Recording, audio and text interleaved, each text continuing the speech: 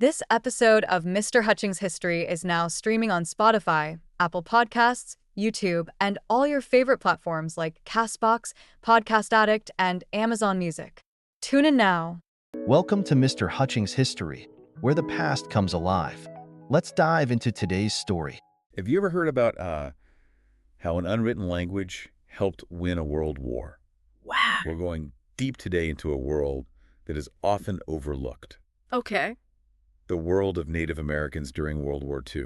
Interesting. Their bravery and sacrifices, and really how this global war reshaped their lives.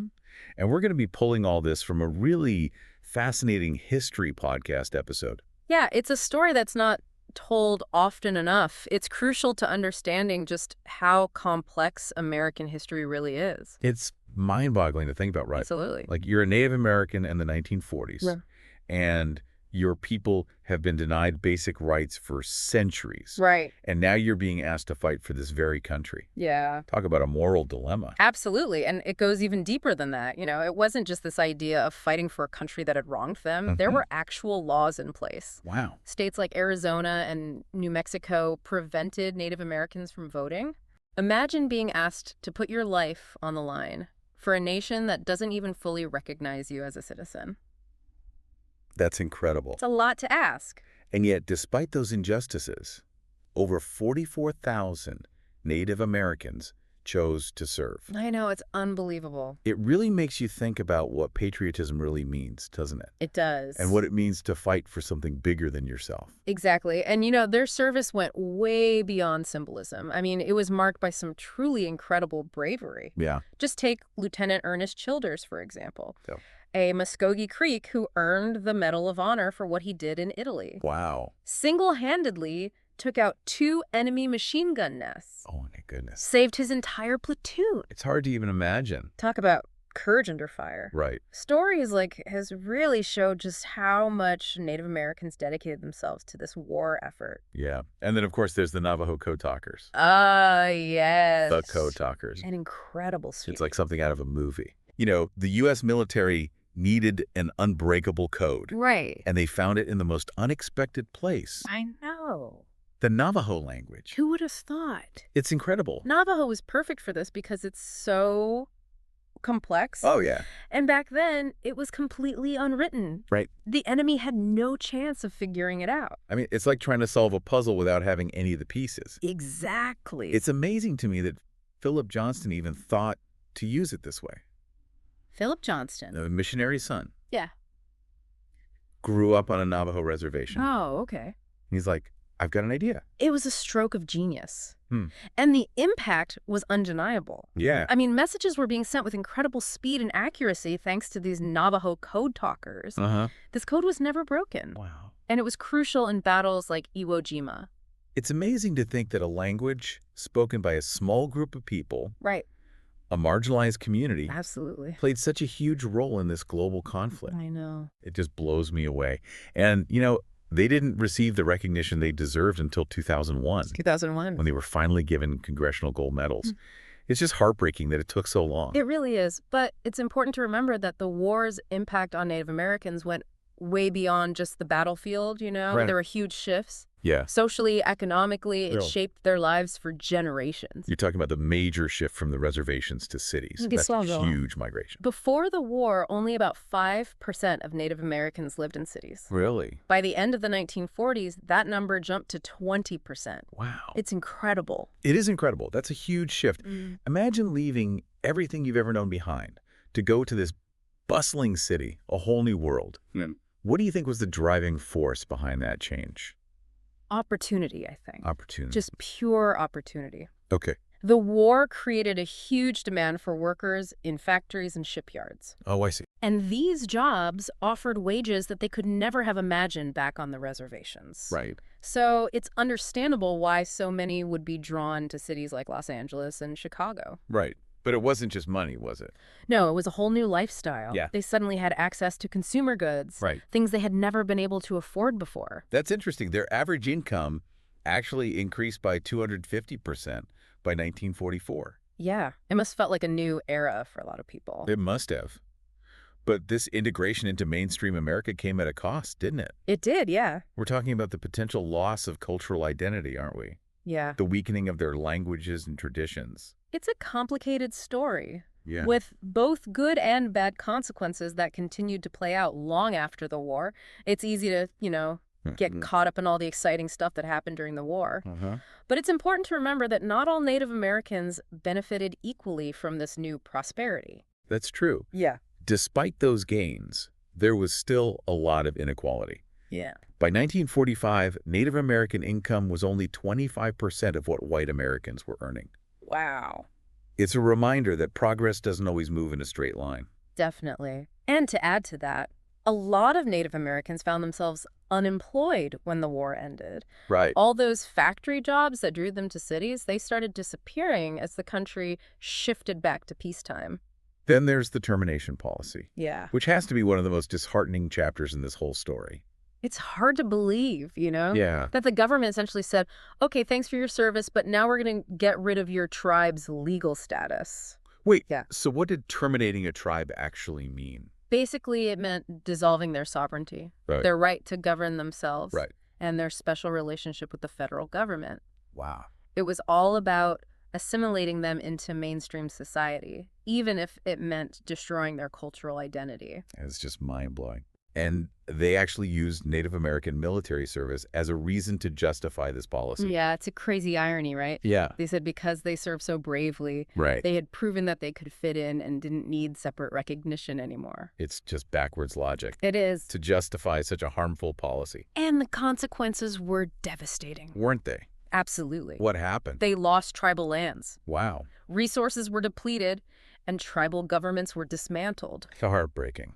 Imagine having your homelands taken away, your whole way of life disrupted, all in the name of progress. It's a tragedy. It is. It wasn't until the 1960s Right. that some progress was made in restoring tribal sovereignty. Right. After years of activism and legal battles, Exactly. and that fight for self-determination, it continues even to this day. It does. And it reminds us that history isn't just about the past. It's about these ongoing struggles for justice. That's a good point. Now, to really grasp the magnitude of this story, we should compare the Native American experience to what other minority groups went through during this time. That's a great point. There's some interesting similarities There are. and stark differences. For instance, early in the war, both African Americans and Native Americans served in segregated units. Really? And they both struggled to access all the GI Bill benefits they were entitled to after the war. It's a reminder of the widespread discrimination that existed back then. Absolutely. But there were also some key differences. Oh, like what? Well, Hispanic American veterans, for example, they had organizations like the American GI Forum Okay, that fought for their rights. I see. Native Americans didn't have that kind of organized advocacy at the time. It makes you wonder if that lack of support made it even harder for them to fight those injustices. Good question. And if we look at the bigger picture of civil rights movements, Yeah. there's another interesting contrast. Right. African Americans had the Double V campaign Right. during the war. Yeah. They were pushing for victory against fascism abroad and an end to racism back home. Exactly. Native American activism, on the other hand, Yes. it gained momentum much later with the Red Power movement of the 60s and 70s. That's right. So their fight for equality took a different path It did. and unfolded over a much longer period. Exactly. It just goes to show that the fight for civil rights has been different for everyone. Now, let's talk about how historians have viewed the Native American experience during World War II. Okay. I find it so interesting that there are different schools of thought on this. It's fascinating, isn't it? It really shows how complex this topic is. It does. And each one gives us a unique way of looking at this period. So we have the traditionalists, Yes. the revisionists, the social school, Yes. and the post-revisionists. Right. Let's dive into each of them. Okay. The traditionalists, Yeah. historians like William C. Meadows, Okay. they really focus on the bravery and patriotism of Native Americans during the war. So they highlight the positive contributions. Exactly. And they emphasize stories like the Code Talkers, their heroism, their unity. It's a very patriotic view, It is. emphasizing their dedication to the nation. Exactly. Then you have the revisionists, Okay. scholars like David Wallace Adams. Okay. They're much more critical. In what way? They argue that the government exploited Native American service while also enacting policies that hurt their sovereignty and cultural identity. Like the termination policy we discussed. Exactly. Okay. The revisionists see this system that took advantage of their patriotism while at the same time trying to wipe out their cultures. It's a very different viewpoint from the traditionalists. It is a stark contrast. Now, what about the social historians? Okay, so they're like Vine Deloria Jr., Okay. and they're interested in how the war actually changed Native American society. Interesting. They look at the tension between the opportunities that came with moving to cities Right. and the erosion of their traditional ways of life. They're really digging into the cultural impacts. Exactly. The complexities of assimilation. Yes. The struggle to hold on to their identity amidst all these changes. Right.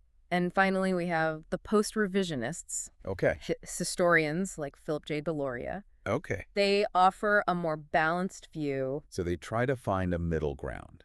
You could say that. Yeah. They acknowledge both the positive things that happen Uh. and the long-term challenges that Native Americans faced because of their World War II experiences. So they're bridging the gap between those earlier perspectives? Yes, exactly. Like that. They recognize their contributions and sacrifices, but also don't shy away from the injustices and complexity. They paint a more complete picture. They do. It sounds like there isn't one simple answer when it comes to understanding the legacy of Native Americans in World War II. There isn't. It's a multifaceted story. It is. And we need to consider all these different viewpoints We do. to truly grasp it. That's what makes it so interesting to study. All right, so considering all we've talked about, Yeah. how do you think World War II shapes the future for Native American communities? That's the big question, isn't it? It is. And I think each of us has to wrestle with that as we learn more about their history. Yeah. There's no easy answer. Hmm. There were definite gains economically Uh-huh. and a growing sense of national identity. Yeah. But those gains often came with cultural losses Right. and a continued fight for recognition and self-determination. It shows that progress is rarely a simple path. Exactly. And it makes you think about how things might have been different Yeah. if Native Americans had been treated with the respect and quality they deserved all along. That's a thought-provoking question. It is. And for our listeners out there, Yes. if you want to learn more about this topic, Absolutely. I'd recommend checking out the stories of individual Native American veterans. Their personal stories give you such incredible insights into how these historical events affected real people. They make history come alive. They do. You could also explore the Red Power movement, Yes. which started in the decades after World War II. Right. There's a fascinating part of the story, It is. showing how the fight for equality went on long after the war ended. It really shows their resilience and determination. The story of Native Americans in World War II is complex. It is. It's full of bravery and sacrifice, but also ongoing struggles for recognition and self-determination. A story that needs to be told, understood, and remembered. And most importantly, Yes. a story we can all learn from. Well said. That wraps up our deep dive for today. It does. I always learn so much from these conversations, Me too. and I hope you did as well. I hope so. Yeah, it really makes you think. It does. History is so much more than just memorizing dates and battles. It really is. It's about people. Yeah. The choices they made, the struggles they went through, and Right. how those experiences shaped their lives and the lives of those who came after them. And it's also about giving credit where credit is due. You know, recognizing those who his history is kind of forgotten. Yeah. The story of Native Americans in World War II is definitely one of those stories that needs to be heard. It's a story that hasn't ended, really, Right. and one that I think we all have a responsibility to learn more about. I agree.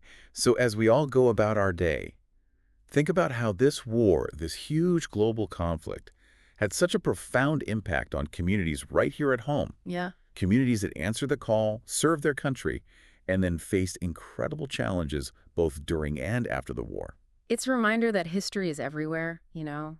It's in the names of the places we see, the stories our families tell us, and in the ongoing fight for equality that we still see today. That's a powerful thought. Well, I think this brings our deep dive to a close. I always learn something new from these conversations, and I hope you did too.